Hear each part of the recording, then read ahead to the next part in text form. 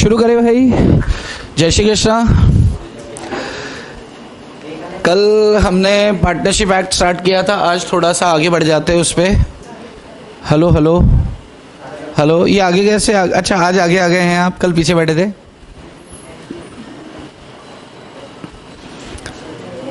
बढ़ेंगे आगे? नहीं, चेंज है।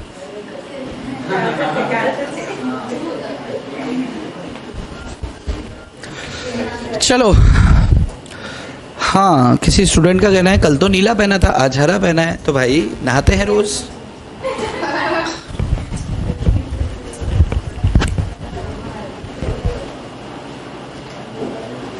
इतना ही आता है, शर्ट तक आता है। चलो कुछ आगे डिस्कशन करते हैं। Rights and duties of partners. अपन ने कल तक जो बात की थी, अपन ने पार्टनरशिप एक्ट स्टार्ट किया था। अपन ने सबसे पहले बात की थी पार्टनरशिप क्या होता है। पार्टनरशिप होता है कि दो या दो से ज़्यादा लोग मिलकर एक कॉमन ऑब्जेक्टिव के लिए बिजनेस करते हैं। उसमें उनका उद्देश्य लाभ कमाना, प्रॉफिट अर्न करना होता है। तो इसको अपन क्या बोल देते हैं? पार्टनरशिप बोल देते हैं। ठीक है। अच्छा, पार्टनर्स कौन कौन से होते हैं? तो अपन ने बात किया था, एक्टिव पार्टनर होता है, स्लीपिंग पार्टनर होता है, जैसे डॉर्मेंट पार्टनर भी बोलते हैं। अन्य शब्दों में सीक्रेट पार्टनर, जो छुपा हुआ साझेदार होता है। छुपा हुआ का मतलब जो दुनिया के सामने नहीं आता। तीसरा फिर प्रॉफिट ओनली माइनर, बच्चे लोग को भी पार्टनर अपन बना सकते हैं, लेकिन सिर्फ प्रॉफिट के लिए। चौथा नॉमिनल पार्टनर, जिसका इज्जत होता है। इज्जत, जो अपनी इज्जत देगा उसको अपन क्या करेंगे? पार्टनर बना देंगे, उसको नॉमिनल पार्टनर बोलते हैं। और एक और था partner by estoppel, partner by holding out, यानी कि प्रदर्शन द्वारा साझेदार। जो बंदा प्रदर्शन करता है थर्ड पार्टी के सामने, जैसे कि वो एक पार्टनर हो और सामने वाला उसे समझ लेता है। इंपॉर्टेंट चीज़ वहाँ पे उसकी उपस्थिति चाहिए होती है, थर्ड पार्टी। अगर वो खामोश रहता है, खामोशी ये मान लेते हैं कि अपन ने केस भी किया था कल, जिसमें मिस्टर मारी कुछ रिप्रेजेंटेशन दे रहे थे। ऐसा कुछ याद आ रहा है? कुछ एक दिन 24 घंटे का भूल जाते हो क्या?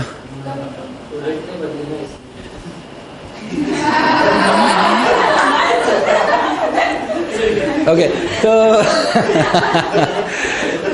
हरामखोरों की कमी नहीं है देश में, एक ढूंढो हजार मिलते हैं।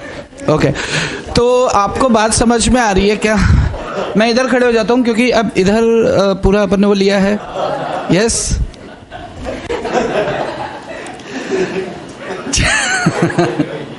चलिए, कोई नहीं, वो लैपटॉप थोड़ा बिगड़ा हुआ है तो इसलिए आधा आ रहा है, और क्या पता क्या क्या गड़बड़ है। ठीक है, हमें क्या लेना है यार, अब लैपटॉप तो नहा नहीं सकता ना रोज, इसलिए इसको मिनिमाइज कर देते हैं। देखो हो गया। तो तीसरी बात हमने डिस्कशन किया था, नोटिस की बात की थी। पब्लिक नोटिस दिया जाता है in case of retirement of a partner. अब रिटायरमेंट का मतलब निकाल दिया या निकल गया, रिजाइन कर दिया, तो पब्लिक नोटिस दो न्यूज़पेपर में दिया जाता है। एक इंग्लिश होता है और दूसरा वर्नैक्युलर। वर्नैक्युलर का मतलब न सिर्फ लोकल न्यूज़पेपर हो बल्कि उसके सब्सक्राइबर भी बहुत सारे हों, तो उसे वर्नैक्युलर न्यूज़पेपर बोलते हैं। बड़ी अच्छी बात है। उसके बाद तीसरी बात, पब्लिक नोटिस किस केस में दिया जाएगा, किस केस में नहीं दिया जाएगा। तो स्लीपिंग पार्टनर को छोड़ के बाकी सारे केसेस में दिया जाएगा, लेकिन डेथ होती है तो नहीं देंगे तो भी चलेगा, क्योंकि मरा हुआ अपना क्या उखाड़ लेगा। अपन ने बात किया था। ओके, उसके बाद फिर हमने एक चर्चा और की थी, ट्रू टेस्ट ऑफ पार्टनरशिप क्या होता है। तो ट्रू टेस्ट ऑफ पार्टनरशिप क्या होती है आपकी? Mutual agency. म्यूचुअल एजेंसी मतलब एक पार्टनर कोई कर्म करके आ रहा है, उसके लिए दूसरा जिम्मेदार है, तो पार्टनरशिप नजर आती है। सिर्फ प्रॉफिट बांट लेने से पार्टनरशिप नहीं कही जाती है। इतनी चर्चा हमने की थी। अब आगे, अब जो पोर्शन है ये बिल्कुल आरामदायक है, इसमें आप चाहें तो आराम कर सकते हैं। ये है rights of partners, rights and duties of partner. Partner के पास क्या क्या अधिकार होता है, तो मैं आपको ये लिखवाऊं कि ऐसे ही डिस्कस कर लें? लिखना है क्या? अब बहुत ही ज्यादा वो हैं, हाँ एक्टिव हैं। चलिए, सबसे पहला राइट है, हर पार्टनर का अधिकार होता है right to take part in business. हर पार्टनर का राइट होता है right to take part in business. मतलब जैसे मान लो 4 पार्टनर है, तुषार, निखिल तुषार, सरनेम अलग अलग हैं। तो अब ये 4 पार्टनर्स हैं, ये चारों पार्टनर के पास अधिकार है कि ये चारों दुकान पे बैठ सकते हैं, धंधा कर सकते हैं। कोई जबरदस्ती नहीं है कि अपन जबरदस्ती किसी को बोले तू तो सो जा।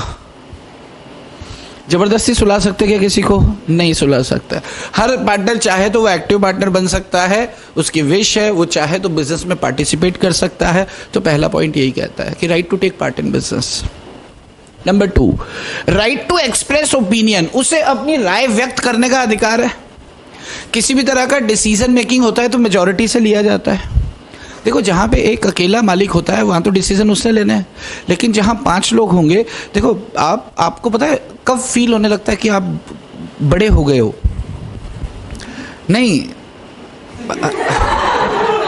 मतलब जब आप घर में किसी तरह का पापा को कोई डिसीजन लेना होता है और जब आपको भी साथ में बिठाया जाता है कि तू क्या सोचता है, तू क्या सोचता है, तू क्या सोचता है।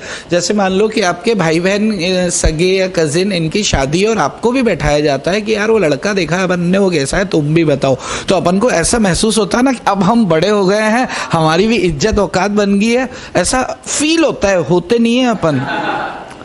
तू और 4 साल, तू तो और 4 साल बड़ा नहीं होगा, समझा क्या? तुझे ऐसा लगता है कि तू बहुत बड़ा हो गया है, पर तेरे को भी 4 साल हैं। ओके, देखो, every partner has right to express his opinion before matter is decided. कोई भी मैटर, कोई भी मसला, कोई भी डिसीजन लिया जाना होता है ना, तो हर पार्टनर को अधिकार है कि उससे पूछा जाए। All matters except the change in nature of the business may be decided by majority of partner. The change in nature of the business may be made only by unanimous.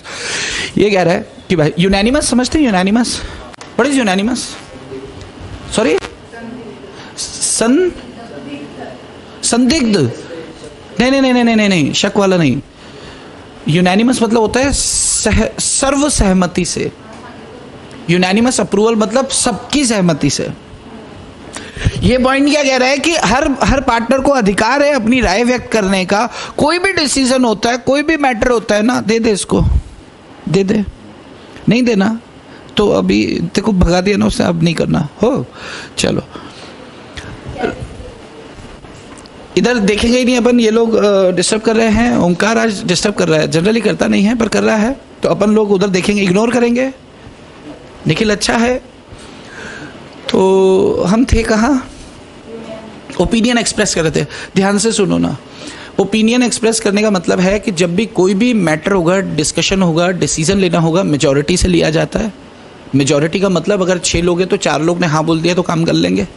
लेकिन अगर धंधा ही बदल रहे हैं, change in nature of business हो रहा है, तो फिर सभी की सहमति चाहिए। तो यूनानिमस अप्रूवल चाहिए। यूनानिमस का मतलब सर्व सहमति से आपको काम करना है। नंबर 2।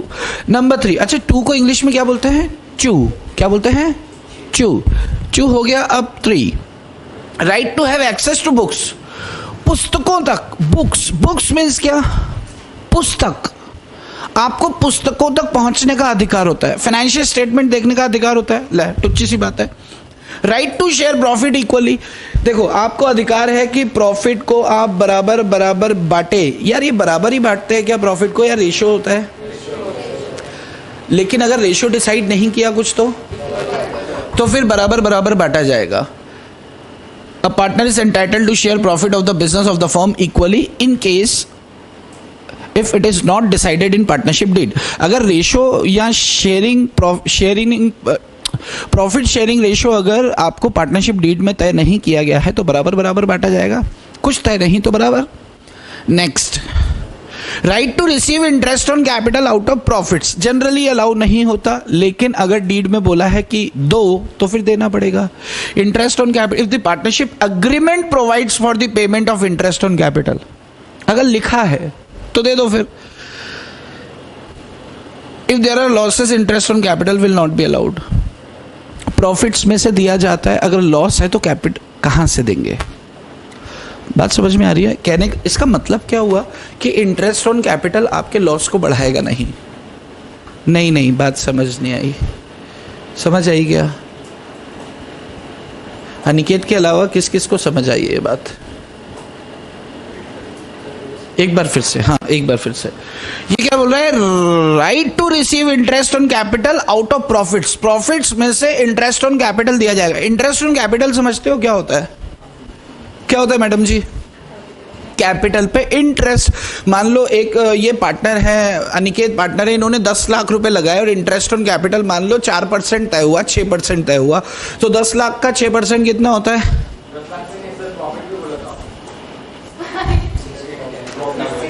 प्रॉफिट में से दिया जाता है पर कैपिटल पर दिया जाएगा ना। तो 10 लाख का 6% कितना होता है? 16,750, 60,000। तो 60,000 रुपए इनको इंटरेस्ट दिया जाएगा, लेकिन प्रॉफिट है ही नहीं। जब प्रॉफिट है ही नहीं तो फिर ब्याज जैसी कोई चीज नहीं होगी, ऐसा ये पॉइंट बोलता है। Next is what? Right to claim interest on advance. Advance मतलब एडिशनल कैपिटल इंट्रोड्यूस की। यार प्रैक्टिकली सोचो ना, जैसे मान लो कि ये निखिल तुषार निखिल, इनकी एक पार्टनरशिप फर्म है, वो चाहती है कि बाजार से 10 लाख रुपए का कर्ज लें। तो तुषार को लगा कि यार मेरे पास पैसे पड़े हैं तो मैं ही दे देता हूँ, मेरे पास पैसे हैं तो मैं ही लगा देता हूँ, मेरी नज़र के सामने पैसा रहेगा और ब्याज मुझे यहाँ से मिलता रहेगा। तो अगर ऐसी कोई प्रावधान है तो इंटरेस्ट ऑन एडवांस, एडवांस मतलब एडिशनल कैपिटल कुछ इंट्रोड्यूस कर रहे हैं तो फिर उस पर ब्याज लेने का अधिकार है 6% की रेट से। Yes, okay. नेक्स्ट देखो, right to be indemnified. Right, a partner has right to recover from the firm payments made liability incurred by him. ध्यान से सुनो, इंडेमनिफाइड का मतलब होता है कॉम्पनसेशन प्राप्त करने का अधिकार। कॉम्पनसेशन प्राप्त करने का अधिकार, इसका मतलब क्या हुआ कि जैसे मान लो कि कोई पार्टनर है, जैसे अनिकेत भी पार्टनर है। अनिकेत, आपका काम क्या है? इलेक्ट्रॉनिक्स की शॉप है। इलेक्ट्रॉनिक्स की शॉप है तो अनिकेत क्या करते हैं? टीवी कोई बेचा जाता है तो टीवी इंस्टॉल करने ये जाता है, लटकाना पटकाना ये वो। इन्होंने टीवी लटकाया, चालू किया तो शॉक लगा, करंट लगा, झटका आया, बाल खड़े हो गए। तो बाल बैठाने का खर्चा आया 1500 रुपये। तो ये 1500 रुपये फर्म से लेगा क्योंकि फर्म की ड्यूटी पूरे करते समय ये नुकसान हुआ है। किसी तरह की चोट लग जाती है तो फर्म से वसूल किया जाएगा क्योंकि फर्म की ड्यूटीज पूरे करते समय ये हुआ है। तो अगर आप अपनी ड्यूटीज निभाते समय आपको कोई नुकसान होता है तो आप फर्म से वसूल कर सकते हो। वही बात है कि a partner has right to recover from the firm the payment made and liabilities incurred by him in the ordinary and proper conduct of business and in doing act in emergency for the purpose of protecting the firm from loss and. देखो, जैसे मान लो कि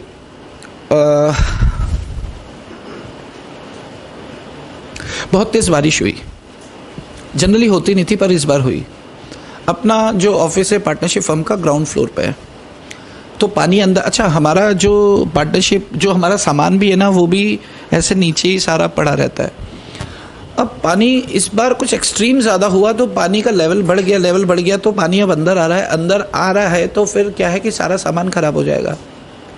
तो उस partner ने अपनी सूझबूझ का प्रयोग करते हुए क्या किया कि एक वो जो कारीगर होते हैं ना, कारीगर समझते हैं, मेसन, उसको बुला के उसने ईंट की एक फीट की उसने दीवार खड़ी करवा दी बारिशों के लिए ताकि पानी अंदर ना आए। तो इमरजेंसी, अच्छा वैसे ये काम करने की ज़रूरत नहीं थी लेकिन इमरजेंसी में उसने फर्म को नुकसान ना हो इसलिए उसने काम किया। तो अब उससे मान लो कि उसने 2,000 रुपये खर्चा किया तो 2,000 रुपये वो वसूल कर सकता है। तो वही बात ही कह रहे हैं कि इन केस ऑफ इमरजेंसी कोई एक्ट करना पड़ गया तो फिर वो एक्ट के लिए वो फर्म से पैसा वसूल कर सकता है। बात समझ में आती है? एक और ले लेते हैं, जैसे मान लो कि ओके, मान लो कि उसकी ना फर्म को कोई ऑफर आ रहा है, मतलब कोई ऐसा प्रोजेक्ट है जिसमें अपनी फर्म काम करती है। हमने तय कर रखा है कि ये प्रोजेक्ट अगर लेंगे तो हम चारों मिलकर लेंगे, अकेला कोई डिसीजन नहीं लेगा। जनरली वो 20 से 22 रुपए पर यूनिट के हिसाब से हम लोग ओके करते हैं। 16 रुपए में ऑफर आई है, कोई भी पार्टनर नहीं है, तो अपन ने क्या किया, एक पार्टनर ने बोला कि यार 16 रुपए में आ रही है, अपन 20-22 तक जनरली ओके कर देते हैं। तो कुछ कमीशन दिया एजेंट को कि यार ये कमीशन पकड़ और हमारा नाम चढ़ा दे। उसने चढ़ा दिया। कमीशन था 18,000 रुपए का। अब ये 18,000 रुपए फर्म से वसूल कर सकता है क्योंकि फर्म के हित के लिए उसने काम किया। मतलब क्वेश्चन के अंदर क्लियर अगर नजर आता है कि उसने अपनी ड्यूटीज परफॉर्म किया, इमरजेंसी का टाइम था, कोई मौजूद नहीं था और उसने फर्म के हित में काम किया, अब चाहे फर्म को नुकसान हो जाए, उसने फर्म के हित के लिए काम किया, अच्छे के लिए काम किया, तो वो अपने पैसे वसूल कर सकता है। इतनी सी बात कह रहा है। यस है। नेक्स्ट देखो, next is right to prevent the introduction of new partner. हाँ, this is also important. Right to prevent introduction of new partner का मतलब है कि भाई साहब, अगर कोई पार्टनर, जैसे मान लो निखिल, तुषार निखिल, इनकी एक फर्म है और ये चाहते हैं कि तुषार चाहते हैं कि हम आदिनाथ को हमारा पार्टनर बना दें, लेकिन निखिल नहीं चाहते। अरे वाह, लेकिन निखिल ऐसा नहीं चाहते कि नहीं, तो निखिल अगर मना करेंगे तो फिर नए पार्टनर की एंट्री नहीं होगी। भाई नया सदस्य घर में तब आएगा ना जब सभी राजी होंगे। यस, बिना सबकी रजामंदी के जबरदस्ती किसी को घुसा लेंगे क्या? नहीं घुसा लेंगे। बात समझ में आई? यस अनिकेत, हाँ, घर की शादी। चलो, next is right to retire.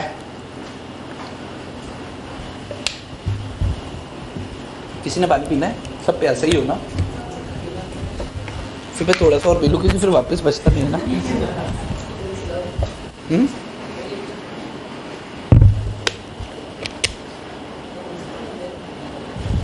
Upset हो रखा है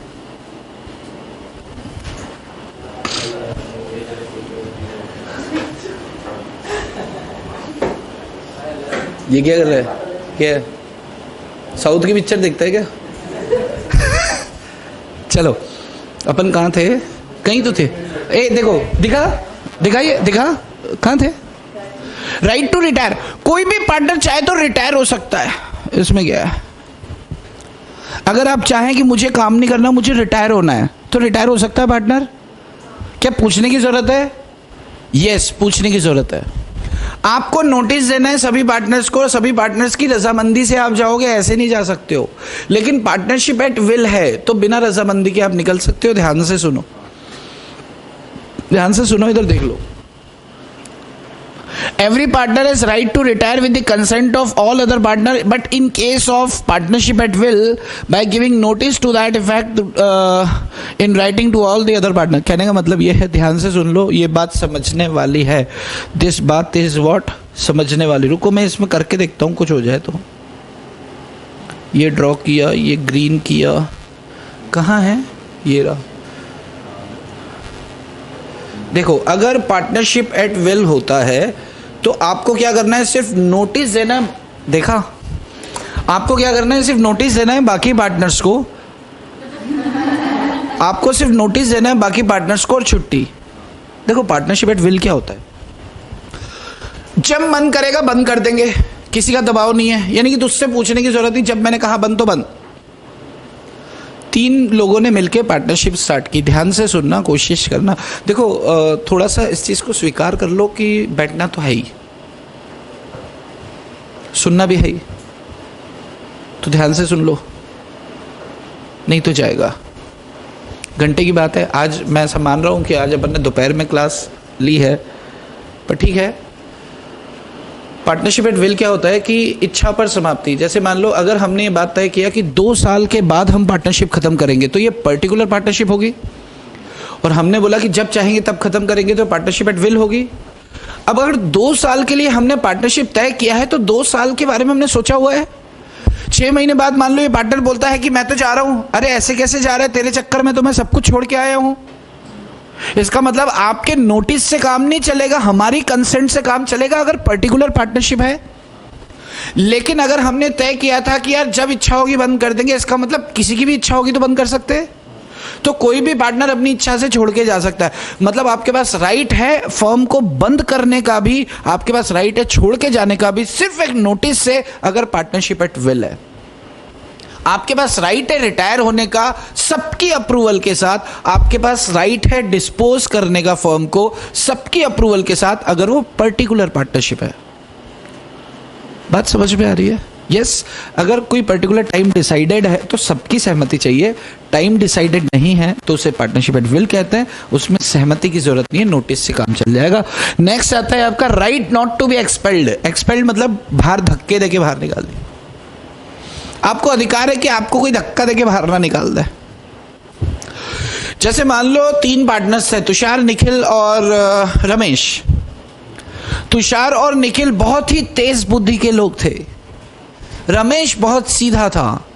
एक दिन क्या हुआ, रमेश जब अपने घर से निकला, कुछ दूर चला, तो उसे कुछ ऐसी इंट्यूशन हुई कि मेरे साथ आज गलत होने वाला है। पर फिर उसने भगवान का नाम लिया। उसके बाद फिर वो ऑफिस पहुंचा, लेकिन उसने क्या देखा कि उसके साथ तो गलत ही होने वाला था। दोनों पार्टनर्स ने उसे धक्के देके बाहर निकाल दिया। रमेश ने कहा, ए भाई तुम मेरे साथ ऐसा क्यों कर रहे हो? तो इन्होंने कहा, हमारा मन, हमको मजा आता है।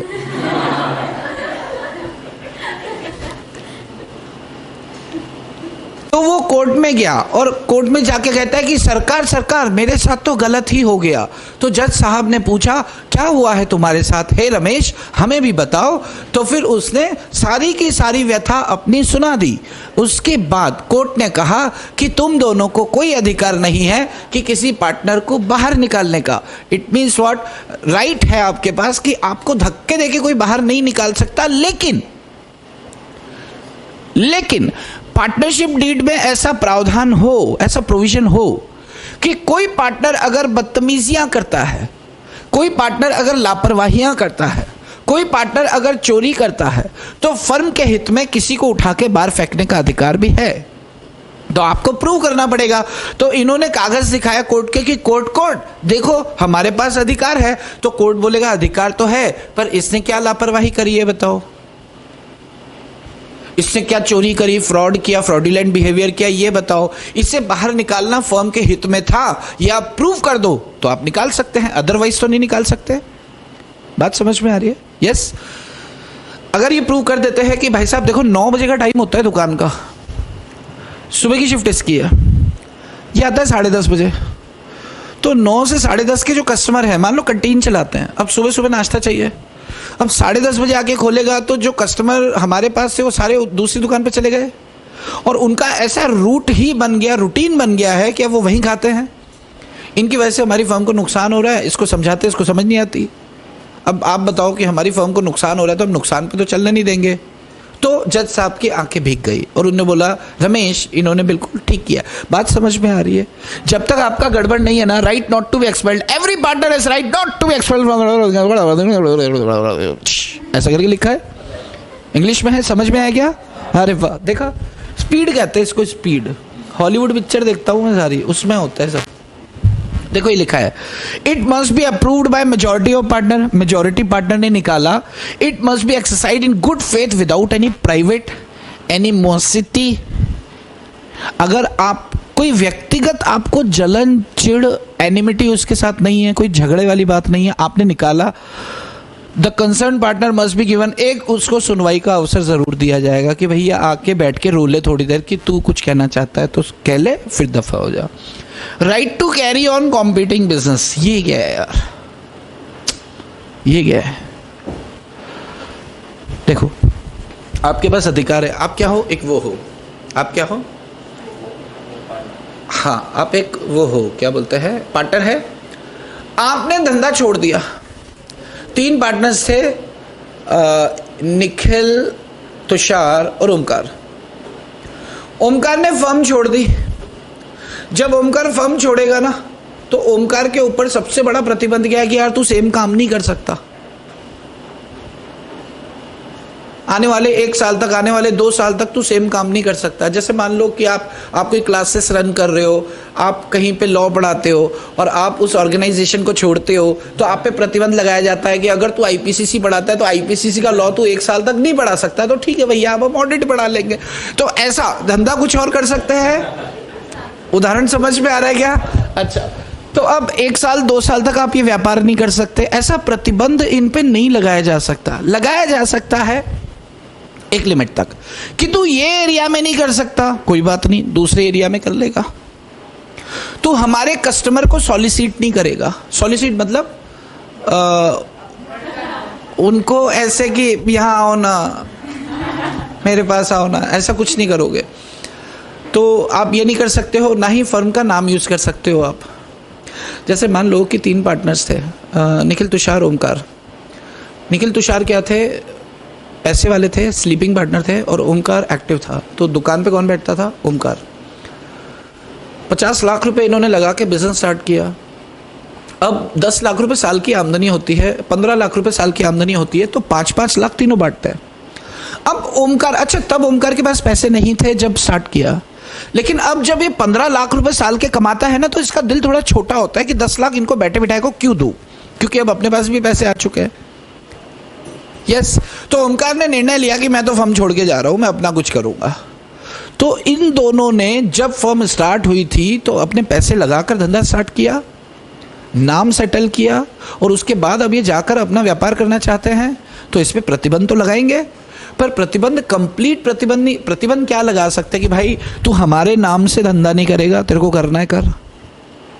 तू हमारे जो पुराने कस्टमर है उनको उठा के नहीं ले जाएगा, हम तेरे पे कोई प्रतिबंध लगाया जा सकता है, पर कंप्लीट प्रतिबंध तो नहीं लगाया जा सकता। अगर कस्टमर अपने आप तेरे पास आ गया तो ठीक है, तू नहीं बुलाएगा किसी को फोन कर करके, ठीक है जी। तो प्रतिबंध लगाया जा सकता है, लेकिन कंप्लीट प्रतिबंध नहीं लगाया जा सकता। बात समझ में आ रही है क्या? Yes, okay.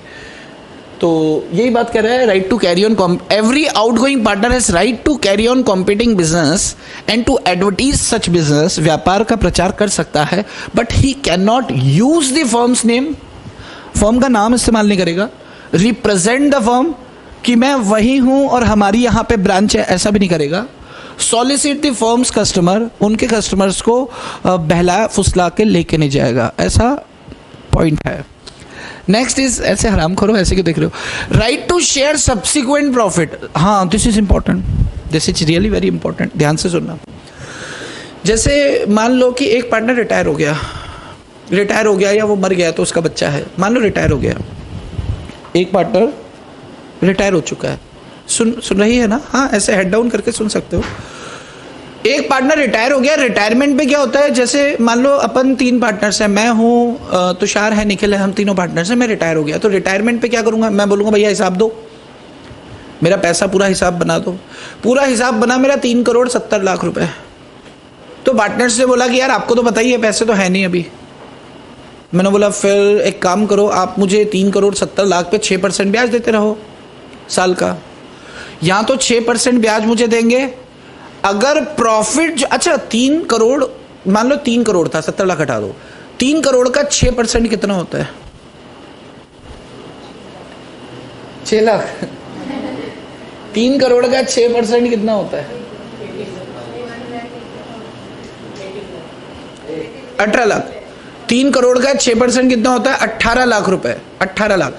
अब मान लो कि साल का प्रॉफिट होता है अप्रोक्स 54 लाख, 54 लाख, यहां 60 लाख पकड़ लो सीधा सीधा। साल का प्रॉफिट कितना होता है? 60 लाख। तो तीनों का हिस्सा कितना आता था? 20-20 लाख। तो 6% इंटरेस्ट या शेयर इन प्रॉफिट, दोनों में से जो भी ज्यादा हो वो मुझे मिलेगा। अब मैं 20 लाख लूंगा या 18 लाख लूंगा? 20 लाख। तो अपन ने बात किया था ना, आउटगोइंग पार्टनर अगर प्रॉफिट में हिस्सा ले रहा है तो वो वाली सीन आ रहा है। पार्टनर नहीं हूं लेकिन हिसाब की बात चल रही है, तो 6% मिलता है। कहां गया ये? Right to share subsequent. Every outgoing partner और state of partner who ceased to be partner has right to claim either share in profit और interest 6% on his share of the firms. यहाँ तो प्रॉफिट में हिस्सा लेगा या फिर 6%। अगर मान लो प्रॉफिट में हिस्सा निकलता है 10 लाख और 6% है 18 लाख, तो अपन 18 लाख पे जाएंगे। अगर प्रॉफिट में हिस्सा निकलता है 20 लाख और 6% है 18 लाख, तो अपन 20 लाख पे जाएंगे। तो विच एवर इज हायर, दोनों में से जो भी ज्यादा होगा अपन उस पे जाएंगे। यस, जिस दिन वो हमें पैसे हमारे चुका देगा उस दिन ये सब बंद हो जाएगा। Last point is right to dissolve. ये डिसॉल्व की बात वही है, अगर पार्टनरशिप एट विल है, एक नोटिस भेज दिया, डिसॉल्व हो गई। लेकिन पर्टिकुलर पार्टनरशिप है तो नोटिस भेजो, सबकी कंसेंट लो, फिर डिसॉल्व होगी। इतनी सी बस बात है। ये वही बात है जो उधर था। Every partner has right to dissolve the partnership with the consent of all the partners And in case of partnership at will, by giving notice to that effect in writing to all the partners, लिखित में notice दे दिया, आपका काम खत्म हो जाता है। ये आपको 13 राइट्स है, आपको पूछा जाता है कि बताओ बच्चों बताओ पार्टनर की राइट्स एंड ड्यूटीज, तो 6 पॉइंट्स आपको लिखने होते हैं। ये पुच्चू सा क्वेश्चन आता है कोई, तो फिर अपन को ये जवाब देना होता है। बात समझ में आ रही है? और ऐसे ही मतलब खज्जी है बिल्कुल ना, इतना कुछ है नहीं। आगे बढ़ेगा। यस, ये देखो देखो बढ़ रहा है, अरे गुम गया 13। ओके ओके, हाँ, अब एक हेडिंग बनता है अपना, acts beyond the implied authority of a partner.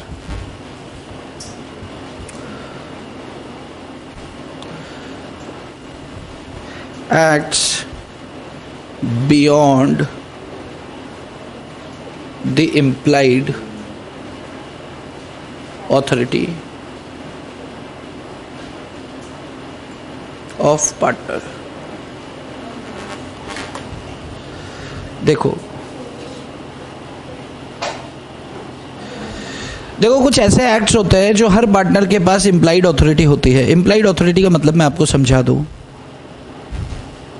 ये देखो हमारे राइट्स हो गए, मैं सब मान के चल रहा हूँ कि पवन जी उस कब तक दे देगा ये प्रिंट आउट्स उसके? 4 बजे तक देगा, मतलब कल मिलेंगे इनको ना। ओके ठीक है, फिर देखो इम्प्लाइड ऑथोरिटी, देखो बहन सुनो, हे सुनो, देखो कुछ ऐसे सुनो, कुछ ऐसे एक्ट होते हैं कि हर पार्टनर के पास अधिकार होता है कि वो कर सकता है। कुछ ऐसे एक्ट होते हैं कि सबकी सहमति से कर सकता है। तो कुछ ऐसे एक्ट होंगे जो हर पार्टनर के पास लॉ ने अधिकार दिए हैं, तो उसे क्या कहेंगे? Implied authority. इम्प्लाइड मतलब बाय लॉ आपके पास राइट्स हैं कि आप ये काम कर सकते हो, पूछने की जरूरत नहीं किसी से। बात समझ में आ रही है? तो ऐसे कौन से एक्ट हैं जो पार्टनर के इम्प्लाइड ऑथोरिटी में होते हैं? This is not important. ऐसे कौन से एक्ट हैं जो इम्प्लाइड ऑथोरिटी के बाहर के होते हैं? This is important. तो पहले इम्प्लाइड ऑथोरिटी क्या है ये देख लेते हैं। मैं इस साइड आ जाता हूं। ये देखो, दिखता भी तो नहीं है। To purchase goods of the kind that are used in the business of the firm, to sell the goods. अरे यार देखो, माल खरीदने का अधिकार है, माल बेचने का अधिकार है, अकाउंट सेटल करने का अधिकार है जो बंदे फर्म के साथ डील कर रहे हैं, पेमेंट वसूल करने का अधिकार है, रसीदें बांटने का अधिकार है, एंगेज सर्वेंट नौकर रखने का अधिकार है, वकील करने का अधिकार है, गिरवी रखने का अधिकार है, सिक्योरिटी अगर to pledge the goods of the firm as security for repayment of borrowing made for the purpose of firm business, to draw accept endorse bills of exchange. ये सारे कागज साइन वाइन करने का अधिकार उसके पास है, इम्प्लाइड ऑथोरिटी है, पूछने की जरूरत नहीं है। एक पार्टनर के पास इम्प्लाइड ऑथोरिटीज़ में क्या क्या कवर हो रहा है? उसका माल बेचने का अधिकार है, माल खरीदने का अधिकार है, कस्टमर से पैसे वसूल करने का अधिकार है, उनको रसीद जारी करने का अधिकार है, वकील करने का अधिकार है, नौकर रखने का अधिकार है, बिल्स वगैरह एक्सेप्ट करना, साइन करना, ये सारे उसके इम्प्लाइड ऑथोरिटी में आते हैं। अब सबसे इंपॉर्टेंट चीज़ क्या है? 4 नंबर का ये मान के चलो कि छपा छपाया क्वेश्चन होता है कि ऐसे कौन से एक्ट्स होते हैं जो पार्टनर की इम्प्लाइड ऑथोरिटी में नहीं आते हैं। तो ऐसे 8 एक्ट्स हैं, वो मैं आपके सामने ले रहा हूँ। पेशे खिदमत है, ये लाल वाला जो है, ये देखो, अरे यार ये acts beyond the implied authority of a partner, ऐसे कर्म जो इम्प्लाइड ऑथोरिटी में नहीं आते। इसका मतलब क्या है? सबकी सहमति से ऑथोरिटी मिलती है तो अपन कर सकते हैं, अदरवाइज नहीं। यस, इसको खिलाया, खाना खिलाया इसको? अच्छा देखो, number 1, to submit a dispute to arbitration. What is arbitration? What is arbitration? कहाँ गया?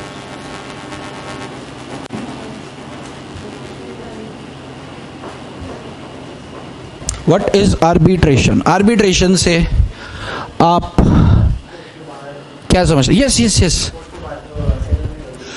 कोर्ट के बाहर जब मैटर्स को सॉर्ट आउट किया जाता है तो इसे कहते हैं आर्बिट्रेशन। आर्बिट्रेशन क्या होता है? Out of the court matters को, डिस्प्यूट्स को सॉर्ट आउट किया जाता है, उसको अपन क्या बोलते हैं? आर्बिट्रेशन बोलते हैं। Arbitration out of court settlement कह सकते हो आप, या डिस्प्यूट्स रिजोल्यूशन। पर ये क्या बात हो गई यार?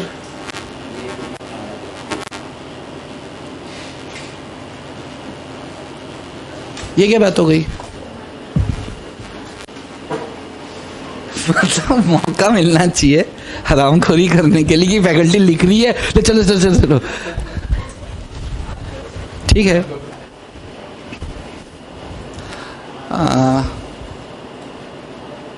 हाँ, कोर्ट के हाँ, आर्बिट्रेशन कोर्ट के बाहर देखो क्या होता है कि जैसे, अच्छा कितने लोगों को पता है आर्बिट्रेशन क्या होता है? थोड़ा सा बताए, क्या पता, कितना पता बताओ? कोर्ट के बाहर मांडवली नहीं, मांडवली तो अलग हो जाती है। चलो, दो लोग के बीच में कोई डिस्प्यूट चल रहा है और वो डिस्प्यूट को कोर्ट में लेके जाते हैं, और कोर्ट में जाते हैं तो तारीख पे तारीख, तारीख पे तारीख, तारीख पे तारीख मिलती रहती है, इंसाफ मिलता है, पर बहुत समय बाद एक टुच्चा सा आपका केस होता है जो 8-8 महीने ले जाता है। अब प्रैक्टिकली सोचो कि दो पार्टनर थे, निखिल और अनिकेत, इन दोनों के बीच में डिस्प्यूट हुआ, कोर्ट में गए, 8 महीने लग गए। जिस जज ने इनका फैसला सुनाया ना, ये उस जज से बहुत सहमत हैं, वो जज बहुत अच्छा है, इनके हिसाब से सब बढ़िया है। फिर एक बार डिस्प्यूट हुआ तो फिर ये कोर्ट में गए, जज साहब बाहर ही बैठे थे, वहां पे मूंगफली खा रहे थे। उन्होंने पूछा कि जज साहब ये क्या खा रहे हो? कहते मूंगफली खा रहा हूं। नहीं, आप ये पेड़ के नीचे क्यों बैठे हो? कहते मैं रिटायर हो गया हूं यार। तुम्हारा क्या हुआ? अरे हमारे फिर डिस्प्यूट हो गया। ये बातें चल रही है इनकी। अब ये सीन को थोड़ा यहाँ पे रोकते हैं, हम पीछे आते हैं। पिछली बार जब इन्होंने डिस्प्यूट में जाते हैं तो कोर्ट क्या करती है? जैसे मान लो अनिकेत ने शिकायत की, कोर्ट में क्या प्रोसीजर होता है? अनिकेत ने शिकायत की तो शिकायत के आधार पर कोर्ट फैसला सुना देगी या निखिल को बुला के पूछेगी? बुला के पूछेगी, सुनवाई का अवसर दिया जाता है। तो कोर्ट ने निखिल को बुलाया कि निखिल तुम्हारे लिए तो अनिकेत ऐसी ऐसी बात बोल रहा है, क्या करना है बोलो। कहता है कि सर वो जो बोल रहा है झूठ बोल रहा है, मेरे पास जो एविडेंसेस है ना, अगर मैं दिखाऊंगा ना तो आपकी आंखें फटी की फटी रह जाएंगी। तो जज साहब ने बोला फाड़ो। तो इन्होंने बोला सर आज तो नहीं है, कल सुबह लेके आता हूँ डॉक्यूमेंट्स। तो कोर्ट क्या बोलेगी? नहीं, कल का टाइम तो हमने किसी और को दे रखा है, तुम एक काम करो, तुम 26 तारीख को आ जाओ। तो ये 26 तारीख को कागज लेके पहुंचे। तो अनिकेत को बुलाया गया, अनिकेत ये देखो ये क्या है? तो इसने बोला सर देखो कुल 16 पेज का है, इसमें कितने पेज है? तो जज साहब ने बोला 14। कहते 2 पेज मेरे पास हैं, आप वो देखोगे ना तो आपको सारा सीन समझ में आएगा। तो जज साहब ने बोला अच्छा वो 2 कागज दिखाओ। कहता सर कल सुबह लेके आऊँ क्या? फोटोकॉपी वाले की दुकान बंद थी। तो कोर्ट क्या बोलेगी? कल का टाइम तो हमने किसी और को दे रखा है, तुम एक काम करो 2 तारीख को आओ। तो ये तारीख पे तारीख, तारीख पे तारीख का मतलब क्या होता है? जब तक एविडेंसेस आते रहते हैं कोर्ट डेट देती रहती है, और क्योंकि बहुत सारे केसेस होते हैं इसलिए 1-1 हफ्ते 15-15 दिन की डेट मिलती है सुनवाई के लिए। तो ऐसे 8-10 महीने एक छोटे से केस को लग जाते हैं। अब हम वापस सीन पे आते हैं। इन्होंने जज साहब को बोला कि यार हमें वापस डिस्प्यूट हो गया है। तो जज साहब ने बोला कि अच्छा चले जाओ। इन्होंने बोला नहीं सर, हमें आप ही हमारा डिस्प्यूट सॉर्ट आउट कर दो। तो जज साहब ने बोला 5,000 रुपये लूंगा। इन्होंने बोला ओके हम देंगे। अब प्रैक्टिकली सोचो कि जब जज साहब कागज मंगाएंगे और ये कहेंगे कि सर कल सुबह ले आऊं, तो जज साहब तो वेले बैठे, बोलेगा सुबह ले आओ। ये बोलेगा शाम को लाता हूं शाम, यानी कि जो 8 महीने चल रहा था डिस्प्यूट वो 3 दिन में सॉर्ट आउट हो जाएगा। तो आर्बिट्रेशन क्या होता है? एक ऑल्टरनेट डिस्प्यूट रिजोल्यूशन की एक टेक्निक होती है। डिस्प्यूट्स को ऑल्टरनेटिवली रिजॉल्व करने का एक तकनीक है जिससे स्पीडी डिस्पोजल ऑफ डिस्प्यूट्स हो जाता है। यस, यानी कि कोर्ट के बाहर मैटर को सॉल्व करने की बात कर रहे हैं। अब ये पॉइंट क्या कह रहा है कि किसी पार्टनर को अधिकार नहीं है, इंप्लाइड ऑथोरिटी नहीं है कि कोई डिस्प्यूट, जैसे हमारी फर्म ने किसी पे केस किया या केस करना चाहते हैं, हमारी फर्म किसी पे केस करना चाहती है और हमारा कोई पार्टनर जाके आर्बिट्रेटर के पास चला गया। अब आर्बिट्रेटर इतना स्ट्रिक्टली काम तो करने वाला है नहीं। बात समझ में आ रही है? तो आपको कोई देखो, अगर फर्म चाहती है कि आर्बिट्रेटर के पास जाए तो सारी फर्म ओके करेगी तो पार्टनर जा सकता है, लेकिन अपने मन से तो नहीं जा सकता। तो first point is to submit a dispute to arbitration relating to the business of the firm. Arbitrator के पास आप आर्बिट्रेटर के पास आपकी जाने की परमिशन नहीं है इम्प्लाइड अथॉरिटी के अंदर, number 1। Number 2, to open a bank account on behalf of the firm in partners on name. अब सोचो, हम पार्टनर्स हैं 3, मैं, निखिल, तुषार। कोई भी पैसा आएगा तो फर्म के नाम में आना चाहिए, जॉइंट अकाउंट में आना चाहिए। तुषार को बोला जाओ खाता खुलवा लेते हैं अपन फर्म का, ये जाके अपने नाम में इससे खाता खुला लिया, यानी कि जो भी पेमेंट आ रहा है इसके पर्सनल अकाउंट में आ रहा है। यार ऐसे थोड़ी चलेगा, ये तो कभी भी निकल लेगा। तो इनके निखिल कौन सा, ये वाला है, निखिल यही तो है।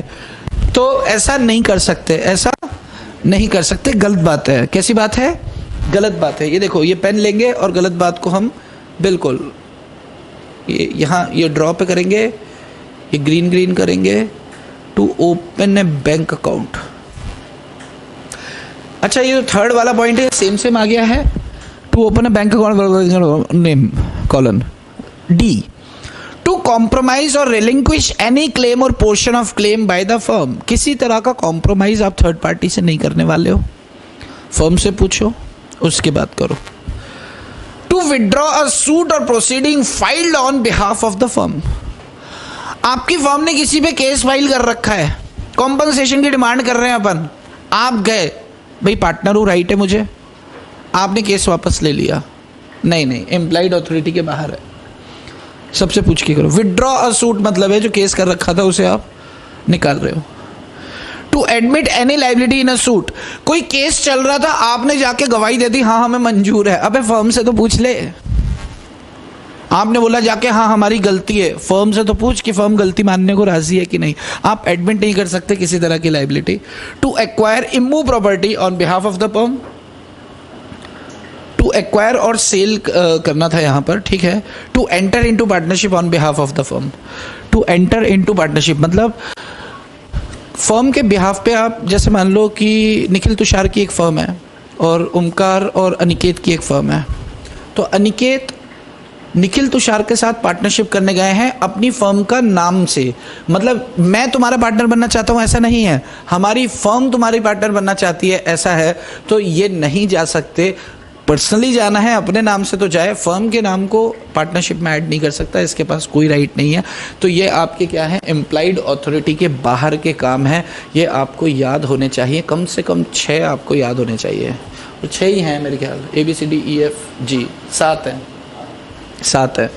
तो अगर अपन ये 7 देखें तो number one is arbitration, number 2 is open a bank account in his own name, second, third compromise of any claim, fourth हो गया केस फाइल किया था तो विड्रॉ मत करना, पांचवा था आप पे केस फाइल कर रखा है तो एडमिट मत करना, छठा क्या कहता है कि भाई साहब आप अपनी अचल संपत्तियां नहीं बेच सकते हो, मतलब आपने जमीन बेच दी किसी से पूछे बगैर, माल बेचने का अधिकार है साला, स्कूटर बेचने का अधिकार है, जमीन बेच दी, दुकान बेच दी, अरे ऐसे कैसे बेच दिया, धंधा क्या करेंगे बैठ के, अरे अच्छी जगह लेते ना, अरे तो हमसे पूछा तो होता।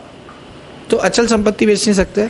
और लास्ट पॉइंट क्या आ रहा है आपका कि enter into partnership on behalf of the firm, ये नहीं कर सकते हो, ये आपको रट के चलना है। इस पे सवाल बनता है कि ऐसे कौन से एक्ट हैं जो एम्प्लॉयड अथॉरिटी के बाहर है। देखो एम्प्लॉयड अथॉरिटी में क्या आता है कि आप माल बेच सकते हैं, माल खरीद सकते हैं, नौकर रख सकते हैं, वकील कर सकते हैं, ये कर सकते हो, ऐसे नाटक उन्होंने बताया। क्या नहीं कर सकते तो वो स्पेसिफिक पॉइंट्स है, तो वो कोई 6 पॉइंट्स आपको याद होने चाहिए। आप कभी आपका टेस्ट हुआ तो वो टेस्ट का हिस्सा बनेगा। Employed acts beyond the employed authority of a partner. Okay, तो आपको क्या ब्रेक देना चाहिए? यस अरे हाँ, यहाँ कुछ और डिस्कशन कर लें या ब्रेक दे दे पहले? चलिए ठीक है, तो पवन जी एक ब्रेक दे देते हैं इनको, अब तक के लिए इतना ही। एक ब्रेक के बाद हम फिर हाजिर होंगे।